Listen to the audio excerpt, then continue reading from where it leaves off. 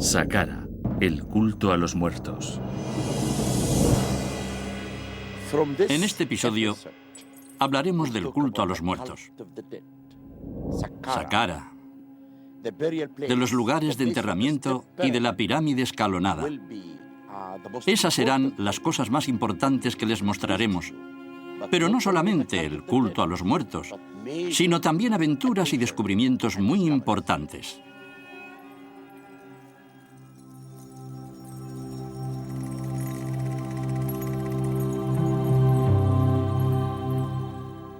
Hace 5000 años, una nación empezó a construir monumentos destinados a perdurar durante siglos. Diseñaron un sistema de escritura con el que podían legar sus ideas y logros a futuras generaciones. Realizaron obras con las que intentaban alcanzar la eternidad. Era el pueblo de Egipto.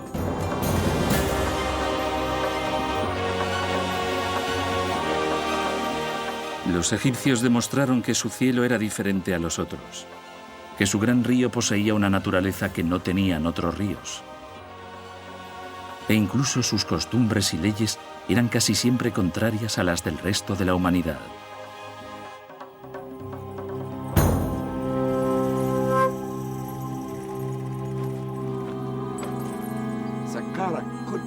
Saqqara es el sitio más importante de Egipto.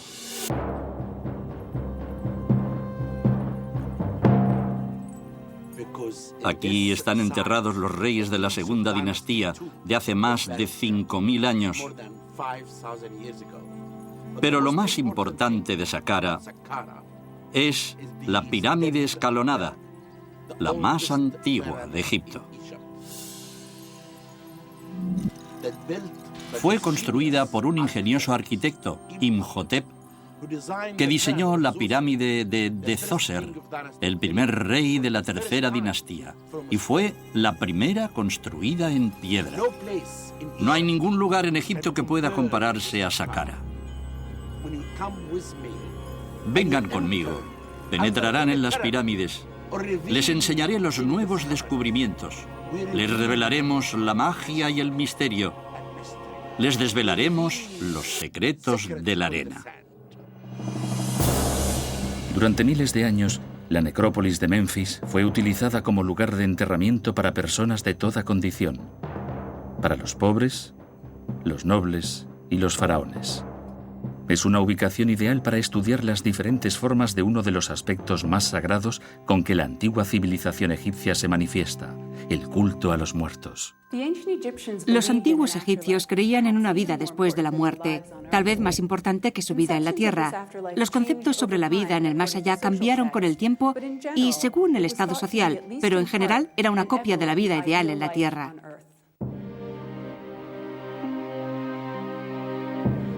Los antiguos egipcios pensaban que sus muertos comían, bebían, respiraban, disfrutaban con su familia y llevaban a cabo muchas de las actividades que habían sido importantes durante su vida. Había cosas consideradas esenciales para la otra vida. Una de ellas era un tipo especial de tumba y la otra era el culto a los muertos. Las tumbas egipcias, tanto las reales como las de los ciudadanos, constaban de dos partes principales: el lugar de enterramiento, donde se depositaba el cadáver, momificado y protegido por ataúdes, y sarcófagos, junto con las provisiones para la otra vida. Junto a esa cámara había una zona donde se celebraba el culto a los muertos que realizaban los herederos de los difuntos, magnificado en algunos casos por un sacerdote profesional. El culto empezaba con un funeral apropiadamente ejecutado y seguía con las ofrendas de alimentos y bebidas, quema de incienso y oraciones por una eternidad placentera. Estos rituales servirían para mantener a los difuntos en la otra vida y conmemorar su paso por la tierra, haciendo vivir sus nombres para siempre. Los egipcios eran prácticos y sabían que los cultos no podrían ser celebrados eternamente, y por eso crearon sustitutos mágicos como las escenas y los textos que encontramos en las paredes de sus templos y sus capillas.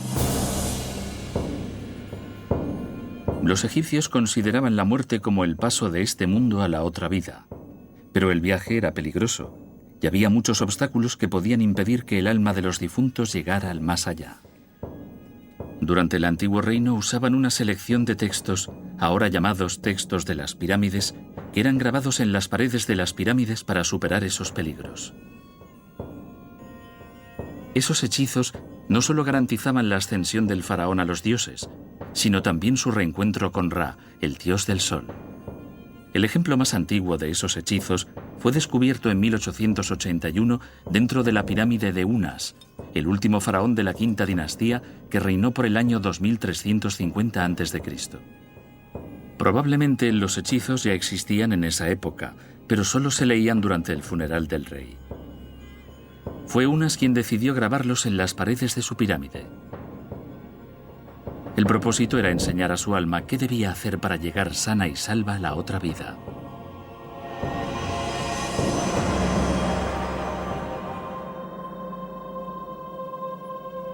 Durante el Reino Medio, alrededor del 2000 a.C., los sacerdotes decidieron escribir esos textos en los ataúdes.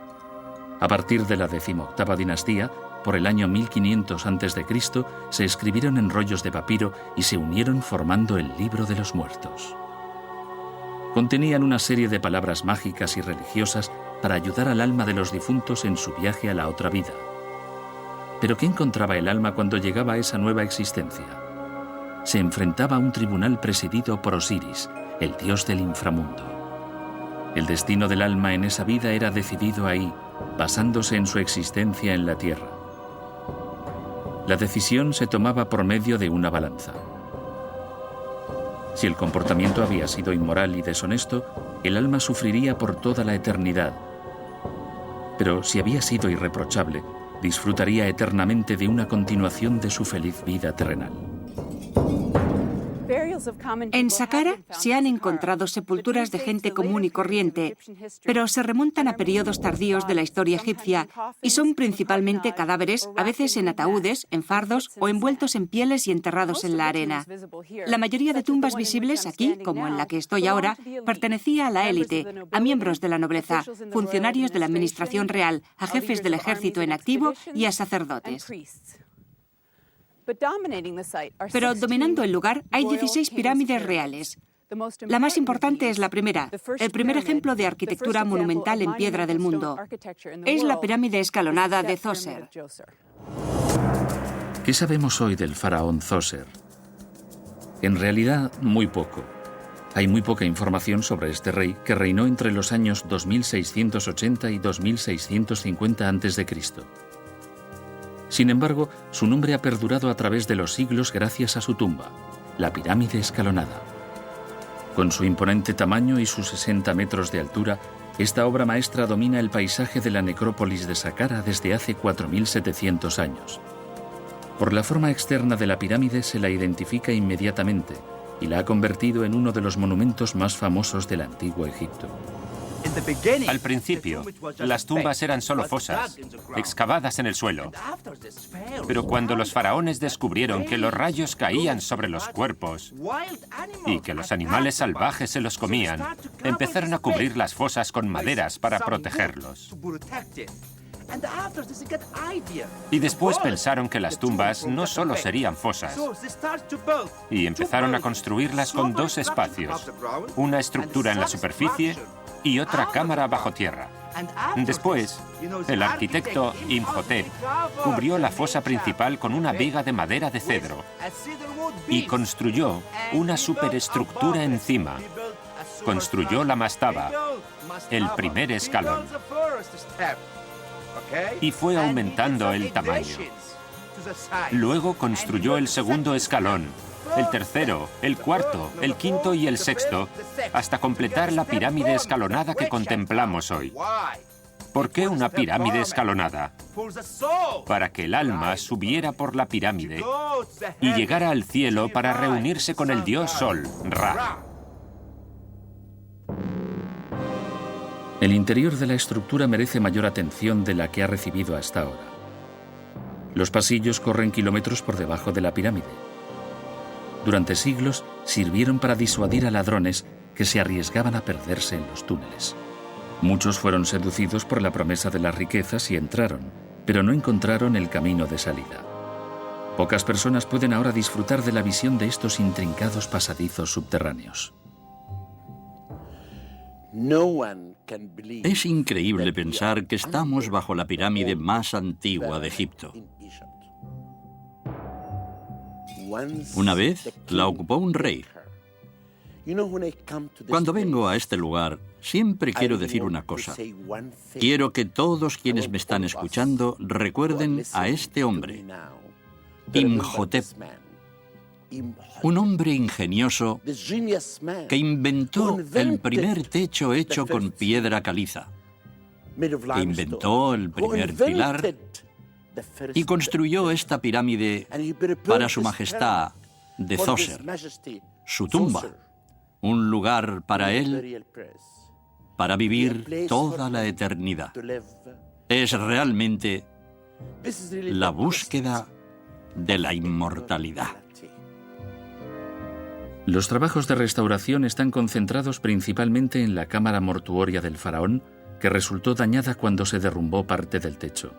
Además de cubrir todo el suelo, las enormes vigas y bloques de piedra rompieron el magnífico sarcófago de Djoser en varios fragmentos. A pesar de los daños, el sarcófago todavía es un valioso testimonio de los conocimientos técnicos y de ingeniería de los antiguos egipcios.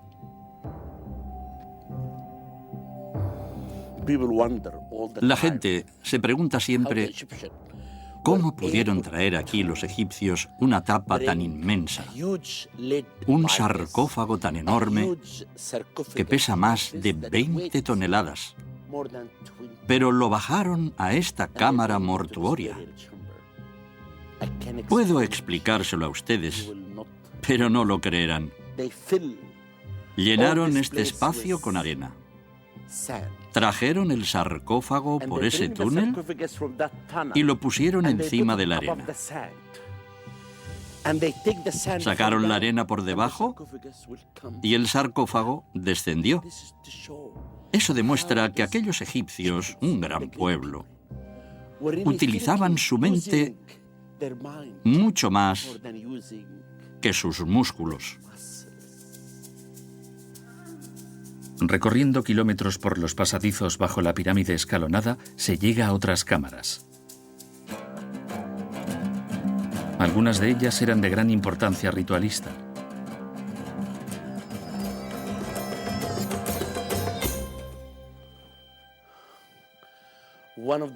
Una de las cosas más asombrosas que se han encontrado bajo esta pirámide son miles y miles de vasijas de piedra y de cerámica por todas partes.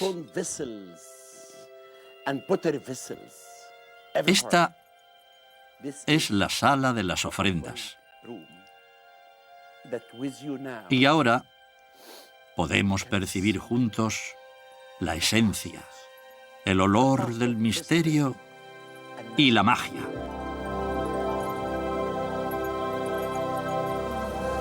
Lo que se ha descubierto a 30 metros bajo el nivel del suelo ha confirmado nuevamente la posición única que ocupa la pirámide de Djoser dentro de la perspectiva cultural del antiguo Egipto. La pirámide era la tumba del rey y la cámara mortuoria era como el dormitorio de su palacio, porque la pirámide era un palacio simbólico.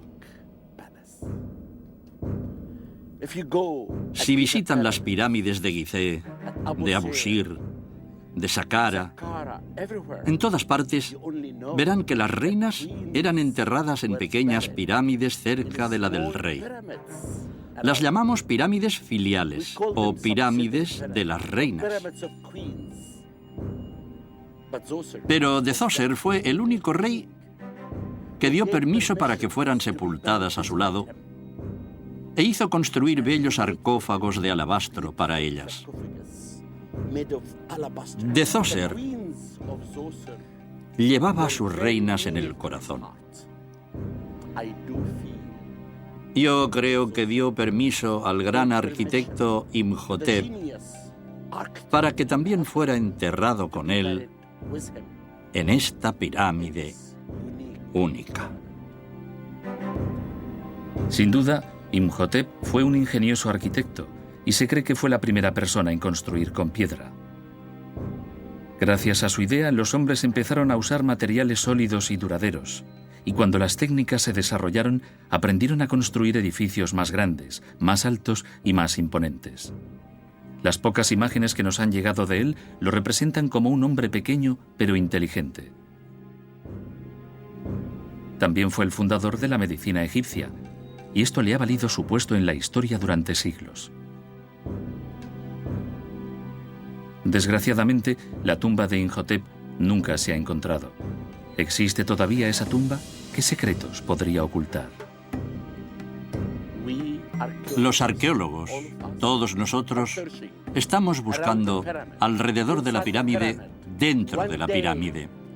Tal vez algún día los secretos de la arena revelen algo sobre ese arquitecto. Sería el gran descubrimiento del siglo XXI. Un enigma rodea a la pirámide escalonada de Djoser y a la gran pirámide de Gizeh: la ausencia de jeroglíficos. La explicación que se acepta en general es también la más sencilla. Estas son las pirámides más antiguas, y en la época en que fueron construidas todavía no existía la costumbre de dejar nada escrito en el interior. Eso podría haber dificultado la atribución de cada pirámide a su propietario. Entonces, ¿cómo pueden estar seguros los arqueólogos de que la pirámide pertenecía a Djoser? Los arqueólogos hicieron un gran descubrimiento. Encontraron una jamba en la que había grabados unos jeroglíficos. En ella el nombre del rey de Djoser. Pero en los tiempos antiguos su nombre no era de Djoser. Se llamaba Neturhet. Neturhet significa cuerpo divino, pero en el nuevo reino fue llamado de Djoser.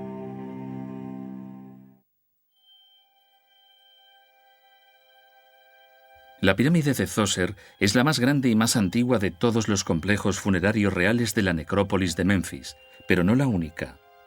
También hay otras pirámides en el sitio de Saqqara, en diferentes estados de conservación, pero cada una de ellas tiene una historia que contar. En muchos casos, la historia todavía espera ser contada. Voy a llevarles a otra aventura. Vamos a entrar en una de las pirámides más sorprendentes. Pocas cámaras han podido entrar en ella. La pirámide es asombrosa y la historia de su descubrimiento es única. Acompáñenme a ver la pirámide de Sejemjet, el último rey de la tercera dinastía.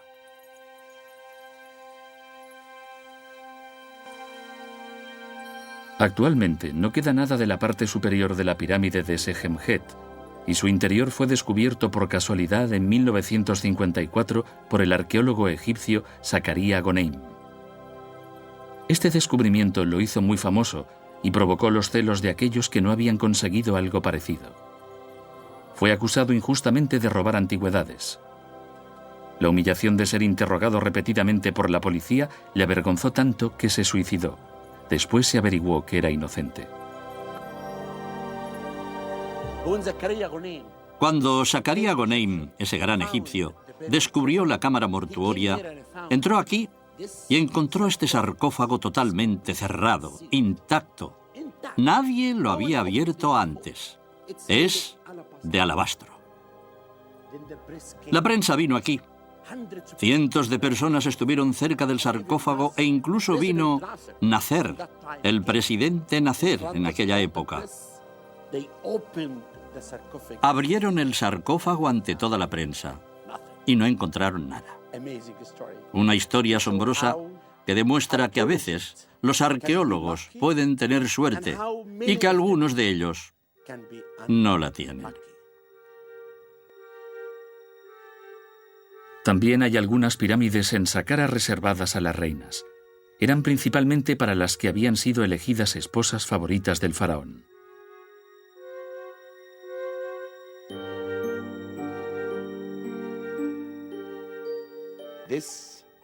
Este sitio prueba que solo hemos encontrado el 30% de los monumentos de Saqqara. Sabíamos que esta pirámide, detrás de mí, es la pirámide de la reina Khuit, pero nadie la había excavado. Descubrimos esta pirámide. Khuit era la esposa del rey Teti, el primer rey de la sexta dinastía.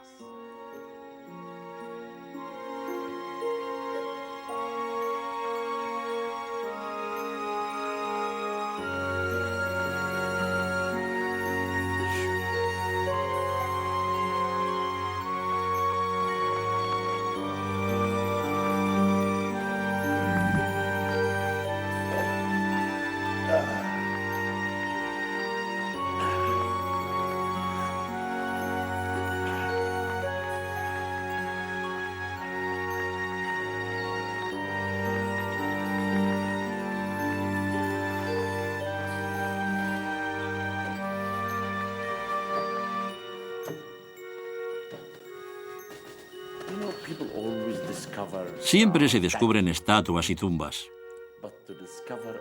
pero descubrir una pirámide es algo increíble. Es uno de los momentos más excitantes de mi vida. En este lugar nunca ha entrado una cámara. Esta es la primera vez que pueden ustedes sentir la emoción y la excitación de la arqueología. Es muy emocionante lo que encuentras cuando excavas en la arena. Cuando entramos en la cámara mortuoria, vi este gran sarcófago de granito. Era asombroso. Dentro encontramos los restos de un esqueleto que yo pensé que podía ser de la reina Khuit, la esposa principal del rey Teti, el primer rey de la sexta dinastía.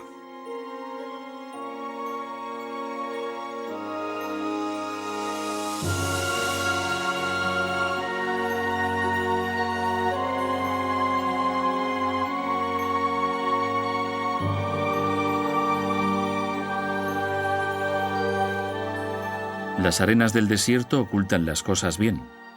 Gracias a la habilidad de los arqueólogos para descubrirlas, no se perderán para siempre. Esas habilidades les llevaron a descubrir la llamada pirámide sin cabeza, que fue hallada en la zona norte de Saqqara. Igual que en la pirámide de Sejemjet, no queda nada de la parte superior.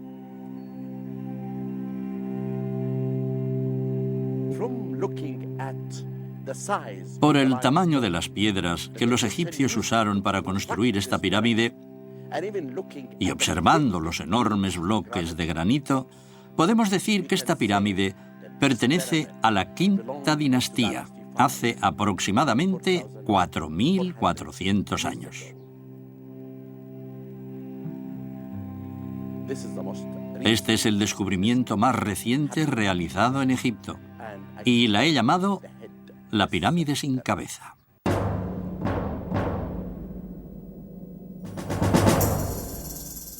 Muchas tumbas de Saqqara siguen hoy con nosotros. Además de las pirámides, que fueron construidas especialmente para los faraones, las tumbas más interesantes son las que pertenecían a personas que habían trabajado directamente para el rey y que cuando murieron recibieron el trato dispensado a ricos y famosos. También es muy interesante la tumba de los dos faraones esteticistas. Nianjún está a la izquierda y Nunhotep a la derecha. La tumba fue descubierta en 1964 y desde entonces se ha dicho mucho sobre la imagen de esos dos hombres. Algunas personas creen que son hermanos que decidieron ser representados en esa pose íntima. Pero esta pose fue la que llevó a pensar que eran una pareja de homosexuales. Sin embargo, esta teoría es desdeñada por muchos egiptólogos. ¿Quiénes eran en realidad esos dos hombres? Los jeroglíficos y las escenas representadas en la tumba demuestran que eran colegas. Eran los esteticistas del faraón Niuserre. Era uno de los reyes de la quinta dinastía y reinó por el año 2450 a.C. Cuidar el aspecto del rey era un trabajo muy importante y por lo tanto eran altamente recompensados. Lo mismo puede decirse de otra tumba descubierta en 1964, la de Irukaptah, un carnicero, que igual que los esteticistas sirvieron al faraón Niuserre. Aunque seguramente no tuvo los mismos privilegios, probablemente ganó mucho dinero. Su tumba fue excavada en la roca y pudo llevar 10 años de trabajos ininterrumpidos e importantes aportaciones económicas. Esta tumba está rodeada de misterio. Un bajorrelieve incompleto y algunas paredes inconclusas prueban que la tumba nunca fue terminada. ¿Murió prematuramente el carnicero antes de que se edificara su tumba?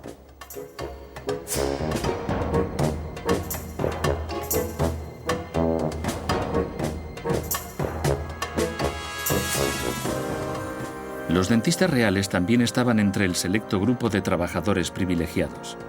Sus tumbas han sido descubiertas recientemente gracias al trabajo de unos ladrones.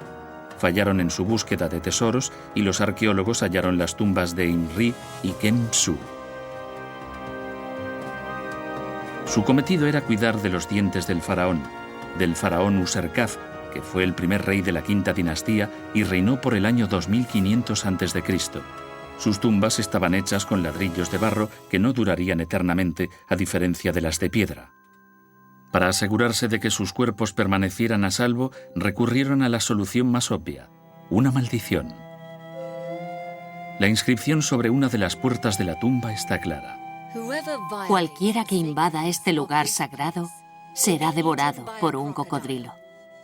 Desgraciadamente, la amenaza no tuvo el efecto deseado, pero nos muestra que recurrían a las maldiciones para proteger su lugar de descanso eterno, tanto los humildes dentistas como los faraones.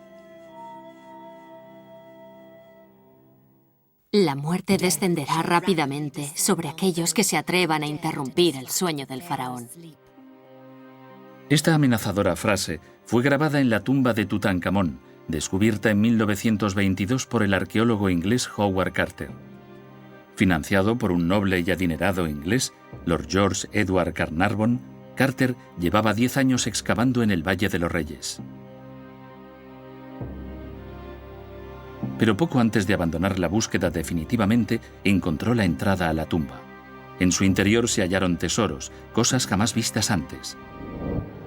Había más de 5.000 antigüedades que atestaban unos pocos metros cuadrados, la mayor parte de oro puro, todas de un valor incalculable. Fue el descubrimiento arqueológico del siglo. La noticia se extendió por todo el mundo, pero lo que despertó el interés del público más que cualquier otra cosa fue la maldición de Tutankamón. Con la muerte de Lord Carnarvon, ocurrida un año después del descubrimiento de la tumba, aumentó la creencia en la maldición. En realidad, muy pocos cayeron víctimas de esta supuesta maldición. Howard Carter murió en 1939, 17 años después del descubrimiento. La cólera de Tutankamón debería haber ido dirigida a Carter más que a otros, y de haber existido realmente, Carter habría sido el primero en sufrirla. Sin embargo, lo que parece ser solo una superstición tiene parte de verdad y una explicación científica.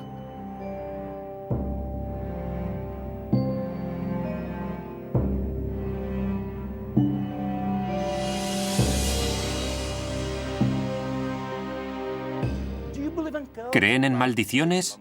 Bueno, es una larga historia. Voy a hablarles de ellas. En los remotos tiempos de los faraones, se usaban varios materiales para la momificación.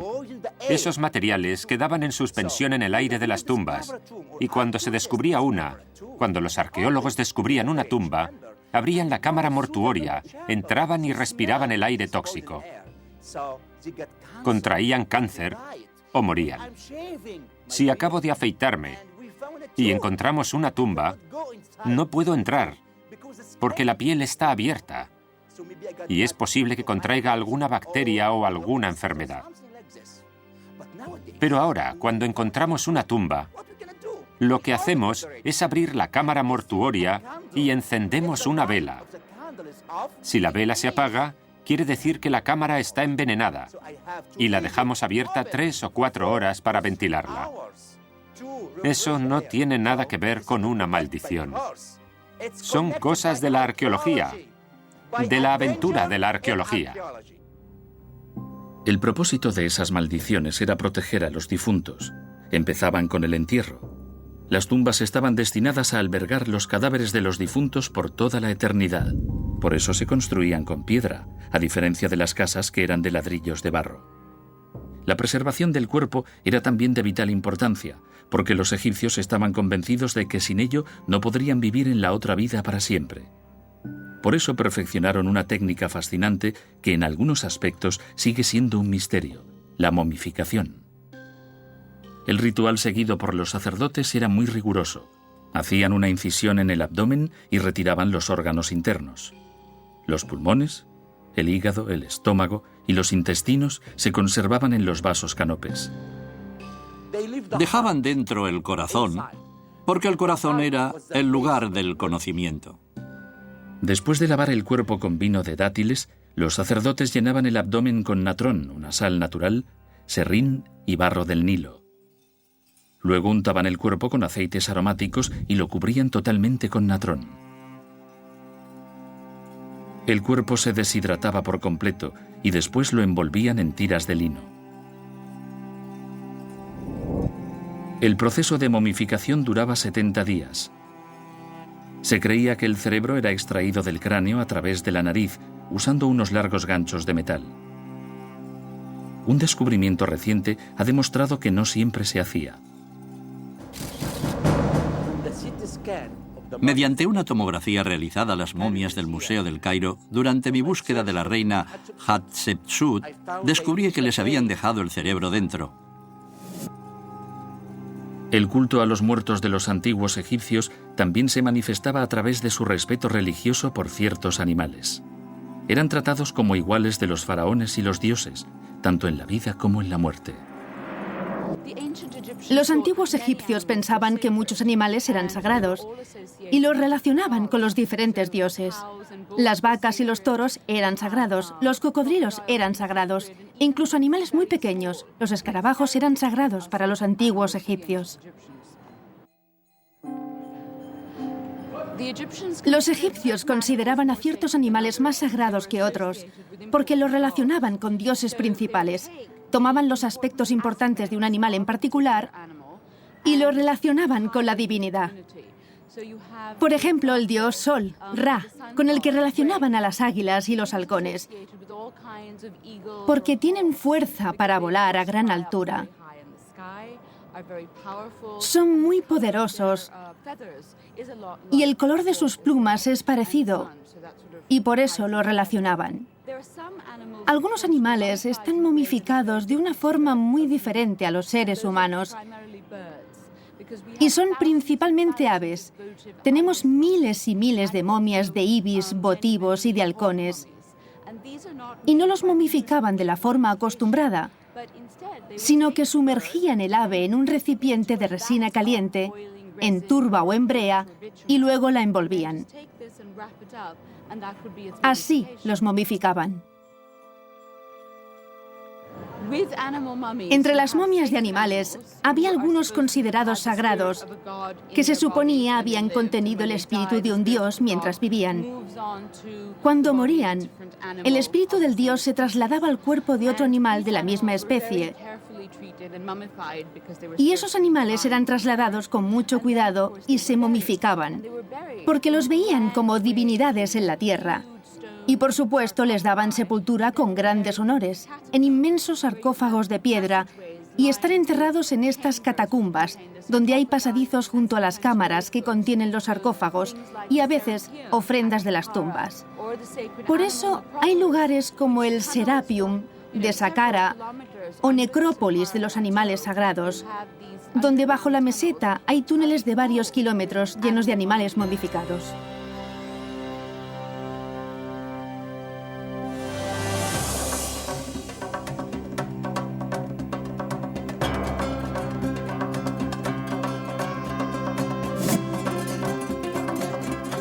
En el Serapeum de Memphis está sepultado Apis, el toro sagrado, que se creía la manifestación viviente del dios Ptah, creador del mundo.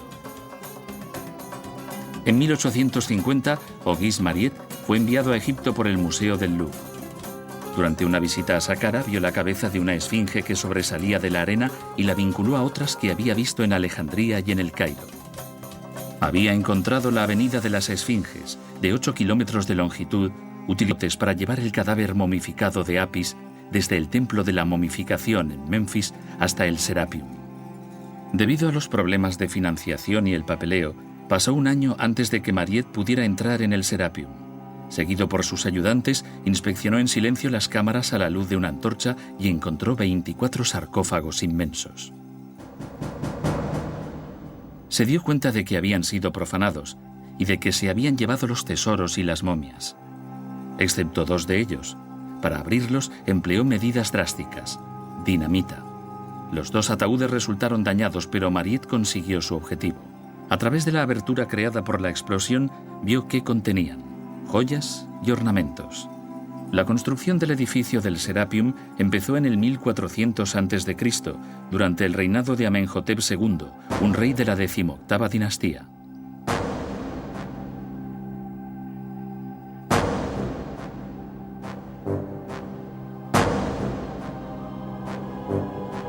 Sabemos que el complejo fue abandonado repentinamente cuando los romanos conquistaron Egipto en el año 31 a.C., por el hecho de que quedó un sarcófago incompleto en una de las galerías. El dios Apis había caído en desgracia. Nuevos dioses ocuparon su lugar.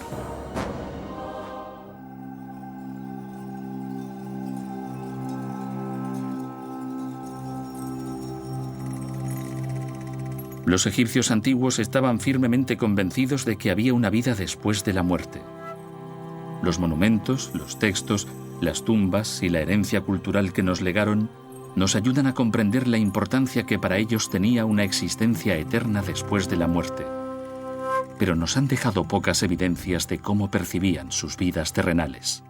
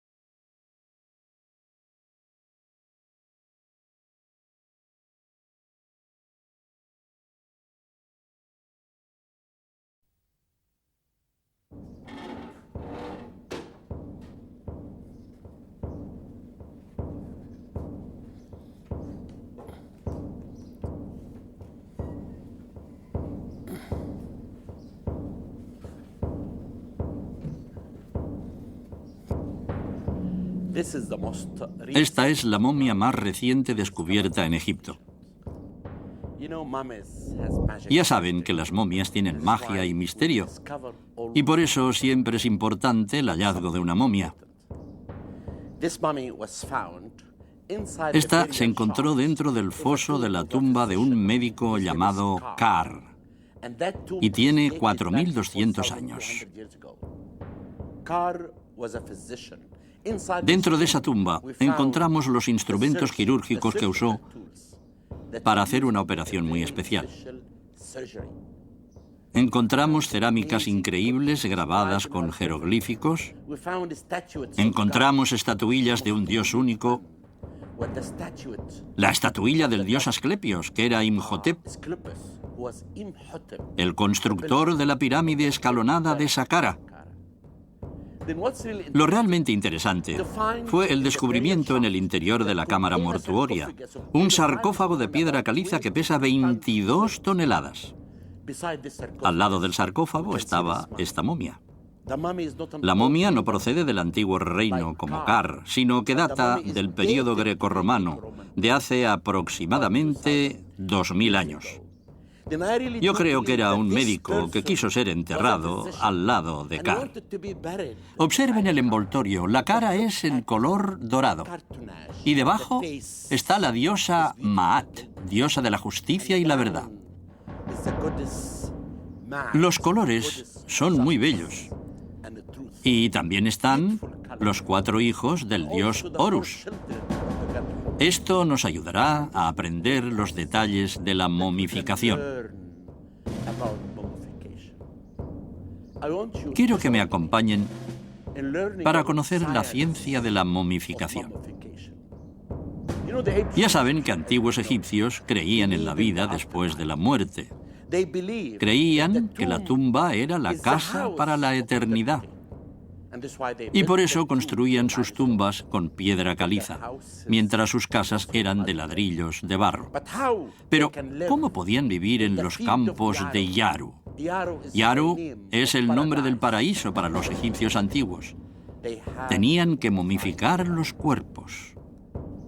¿Cómo lo hacían? Primero llevaban el cuerpo a lo que llamaban tienda de purificación. En la tienda de purificación lavaban el cadáver y luego lo llevaban al taller. Abrían el estómago y lo sacaban todo. Todos los órganos. El estómago, el hígado. Y los ponían dentro de los 4 vasos canopes tapados con los 4 hijos del dios Horus. Cada bote contiene un órgano interno. Los egipcios los metían en natrón. El natrón era muy importante y lo deshidrataban totalmente. Dejaban dentro el corazón porque el corazón era el lugar del conocimiento.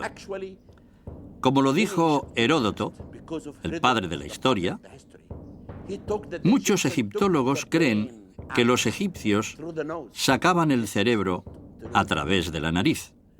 Ahora se sabe que no es cierto.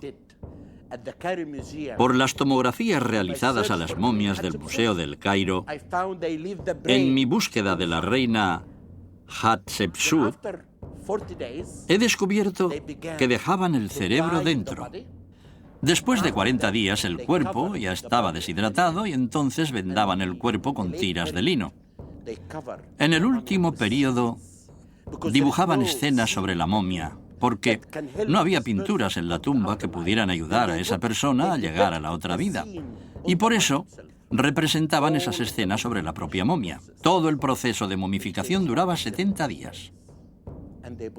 Dentro de la momia ponían incienso, aceite y muchas cosas para que se secara.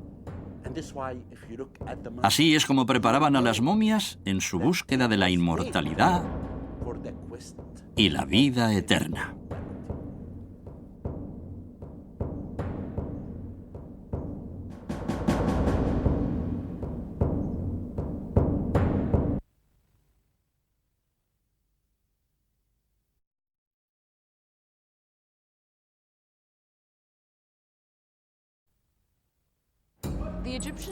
Los egipcios consideraban a ciertos animales más sagrados que otros porque los relacionaban con dioses principales.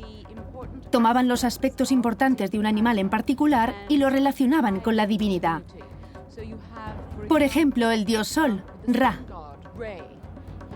con el que relacionaban a las águilas y los halcones, porque tienen fuerza para volar a gran altura. Son muy poderosos y el color de sus plumas es parecido. Por eso lo relacionaban. Para los egipcios, muchos animales eran sagrados. Por ejemplo, los cocodrilos estaban consagrados a Sobek, al dios del sol, y también al dios del agua. Obviamente, Sobek estaba relacionado con los lagos, como el lago Fayum y el río Nilo. Se les relacionaba con el sol porque los cocodrilos están en las orillas del Nilo, calentándose al sol, y luego se sumergen en el agua y desaparecen, igual que el sol se hunde por la noche y aparece durante el día. Por eso los antiguos egipcios cuidaban mucho a los animales que asociaban a sus divinidades. Los gatos estaban consagrados a la diosa Bastet, la diosa de la belleza y la autocomplacencia. Los gatos pasan mucho tiempo aseándose para que su aspecto sea perfecto y son muy espectaculares.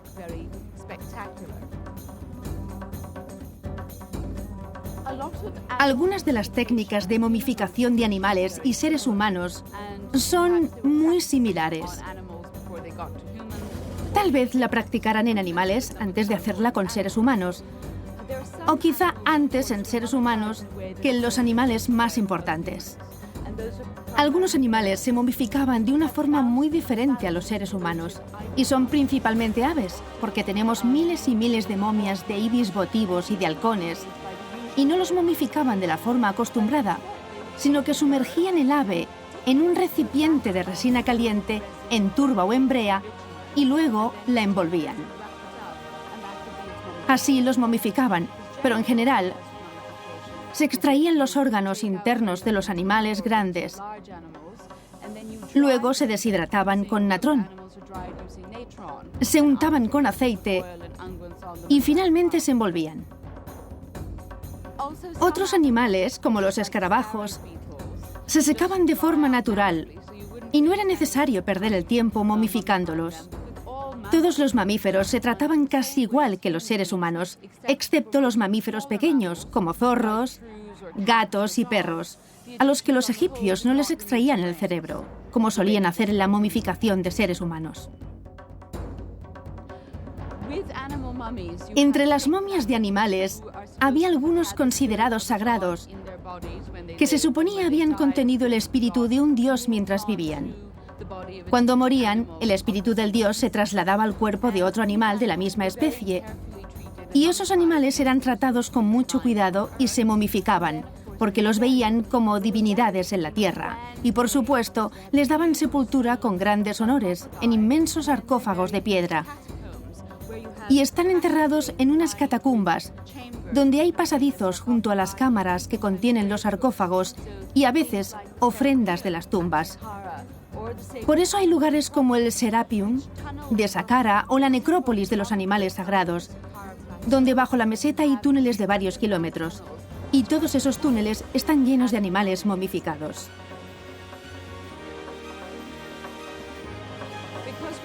No estábamos del todo seguros de cómo momificaban los antiguos egipcios a los animales, solo teníamos algunas ideas, así que decidí investigar y experimentarlo. Estudiando las momias y los textos que tenemos, en donde se explica la momificación, decidí intentar reproducirlo con mis estudiantes y probamos varias maneras de momificar animales. Una de ellas fue extrayendo las vísceras y la sangre. Extrajimos todas las vísceras y usamos natrón para deshidratar los órganos internos. Luego lo untamos de aceite y lo envolvimos. En otro hicimos algo más tradicional. Hicimos un pequeño corte en un costado para extraer los órganos internos y lo deshidratamos con natrón. Luego pusimos el aceite y lo envolvimos. Fue muy efectivo. Y para el último experimento, seguimos las indicaciones de Heródoto, que describió un tipo de momificación que consistía en un enema de aceite de cedro. Lo probé porque todo el mundo decía, eso no puede funcionar, es imposible. Y de hecho es una de las mejores momias de conejo que he hecho, usando un enema de aceite de cedro. Lo taponas con lino, lo dejas durante 3 semanas dentro, lo pones en natrón y después de 3 semanas sacas el tapón de lino y lo prensas. Y todos los órganos internos salen del cuerpo. No se puede estar por detrás cuando haces esto. Después se vuelve a meter en natrón para secar el cuerpo y tienes una momia perfecta.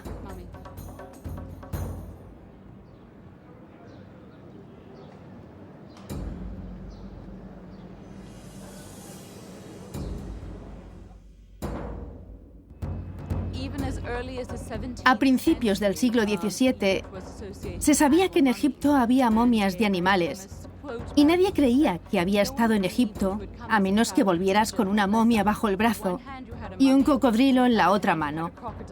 Entonces sí lo creían.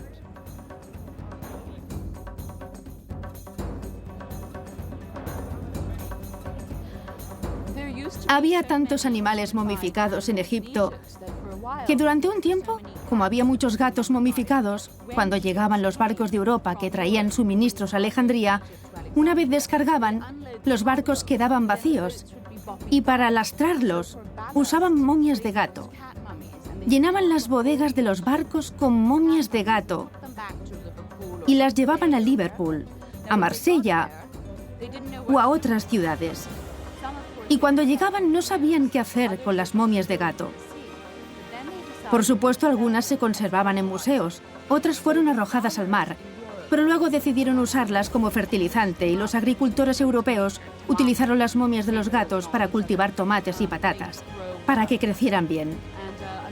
Desgraciadamente para los agricultores, muchas de esas momias de gato habían sido expuestas a las aguas de las alcantarillas egipcias y, por supuesto, el agua estaba infestada de cólera.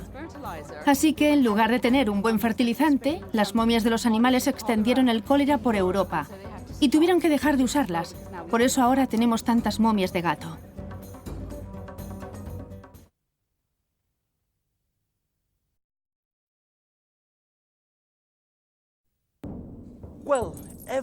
Todo el mundo pregunta por las maldiciones. ¿Qué es una maldición? ¿Crees en maldiciones? Bueno, es una larga historia.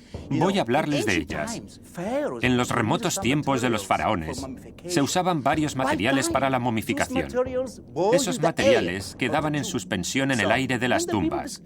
Y cuando se descubría cuando los arqueólogos descubrían una tumba, abrían la cámara mortuoria, entraban y respiraban el aire tóxico, contraían cáncer o morían. Ahora, si acabo de afeitarme y encontramos una tumba, no puedo entrar, porque la piel está abierta y es posible que contraiga alguna bacteria o alguna enfermedad. Actualmente, cuando encontramos una tumba, lo que hacemos es abrir la cámara mortuoria y encender una vela. Si la vela se apaga, quiere decir que la cámara está envenenada y la dejamos abierta 3 o 4 horas para ventilarla. Pero, por supuesto, yo también he tenido experiencias con las maldiciones. Estamos en la pirámide escalonada, que es un laberinto. Los túneles van hacia todos los lados. ¿Imaginan qué cantidad de túneles? 6,5 kilómetros de túneles. Cuando los recorres, tienes que atarte una cuerda que te sirva de guía, porque hay muchas entradas y puedes perderte. Hace solo 3 meses, olvidé atarme la cuerda y estuve perdido más de 3 horas intentando encontrar la salida. Cuando salí después de 3 horas, todos mis amigos me dijeron: «Estás maldito. Ha caído una maldición sobre ti. Estás loco. Podrías haber muerto ahí». Y dije, bueno, si hubiera muerto debajo de la pirámide, me habrían enterrado en una pirámide. ¿Imaginan cuánto se maldijo mientras se construía una pirámide? Mucho. Después de 50 años, realizando unas excavaciones, habrían encontrado mi esqueleto. Encontrarían al faraón Ashraf.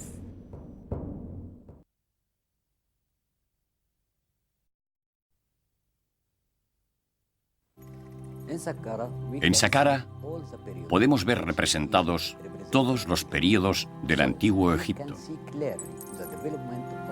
Podemos ver claramente el desarrollo de la construcción de las tumbas, empezando por el período predinástico, cuando los egipcios hacían sus tumbas bajo tierra y las cubrían con un montículo de arena.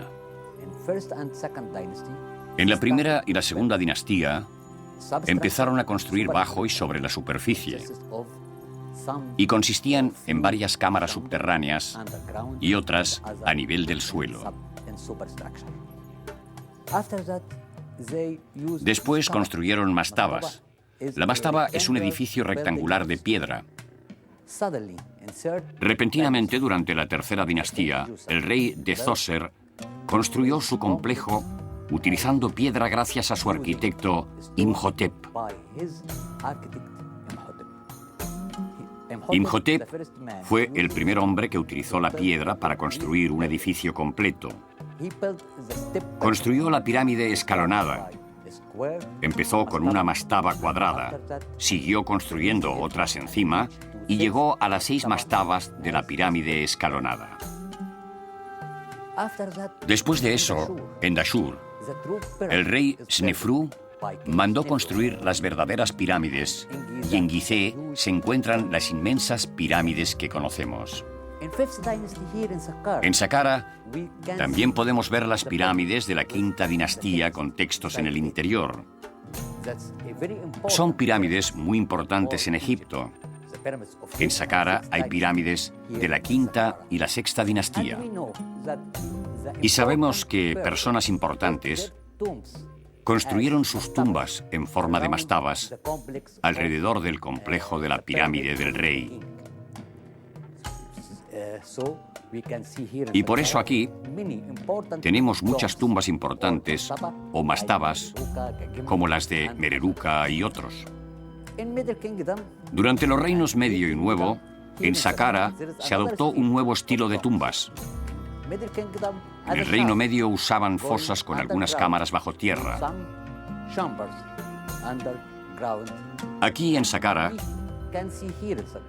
podemos ver tumbas del Reino Medio, excavadas en la roca de las postrimerías del Reino Medio, como la tumba de Harenhep y otras de la zona sur. Durante el último período, especialmente en la 26ª dinastía, vemos que se construían grandes fosas con varias cámaras por debajo y una cámara real donde se colocaba el inmenso sarcófago. Después de eso, también durante el último período, los sarcófagos eran menos valiosos y se situaban en la superficie, no en cámaras subterráneas como en la 26ª dinastía. En Saqqara podemos ver representados todos esos períodos.